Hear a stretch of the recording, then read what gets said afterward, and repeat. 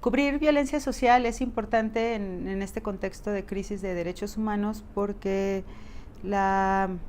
yo creo que si analizamos con elementos y con claridad la violencia, vamos a poder explicarla y no generar contenidos que solamente paralicen al lector, ¿no? O que solamente lo hagan querer evadir saber más de violencia porque ya no encuentra explicaciones y porque ya no tiene sentido saber muertos.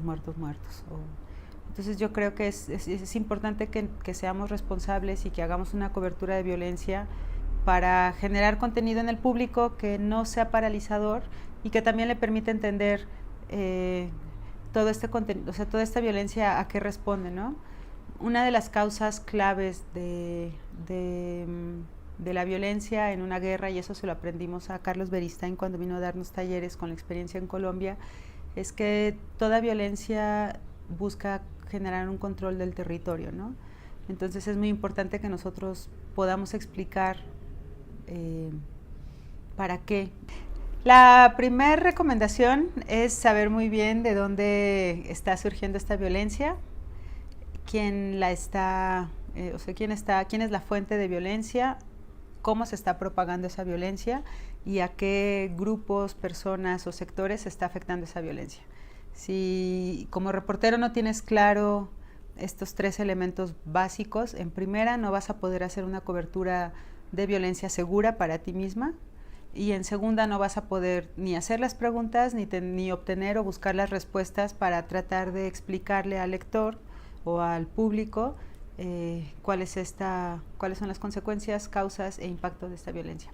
Yo creo que el reportero tiene que ser muy audaz para detectar de qué manera puede hacer o incidir en la sociedad con estos temas respecto a violencia, sobre todo en este momento que estamos viviendo actualmente, en el que ya tenemos una década de violencia, de sangre, de horror, de terror tan fuerte que no solamente los lectores, sino también los mismos periodistas queremos alejarnos de esas coberturas. Yo creo que es importante que como periodistas trabajemos de manera multidisciplinaria para poder encontrar otros enfoques a la violencia que sean de interés y que también estén como oxigenando nuestras coberturas y nuestras lecturas.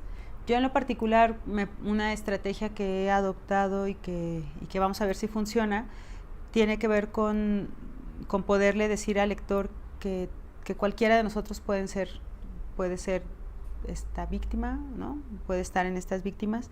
El primer consejo para hacer cobertura de víctimas o para trabajar con víctimas de violencia sería, bueno, tienes que partir de que este es un ejercicio muy honesto y muy transparente y lleno de respeto. Tú no puedes llegar a una persona que ha sido víctima de algo si tú mismo no estás convencido de que tu acercamiento es respetuoso, honesto y transparente.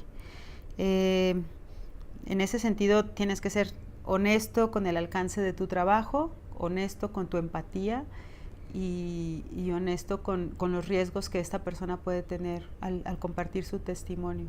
La segunda recomendación que daría, no revictimizar. ¿Y cómo podemos no revictimizar? ¿Cómo no revictimizamos a las personas que estamos entrevistando? Primero es como ser muy abiertos y estar dispuestos a escuchar lo que ellos quieran contarnos, no imponerles nuestra agenda, sino antes que nada escuchar su dolor. La tercera sugerencia para hacer trabajo con víctimas de violencia o con familiares de víctimas de violencia es entender que las víctimas no nacieron siendo víctimas, ¿no? Su vida ha tenido un proceso en el cual fueron víctimas de un crimen, fueron víctimas del Estado, fueron víctimas de criminales, pero su vida no se reduce a ese momento.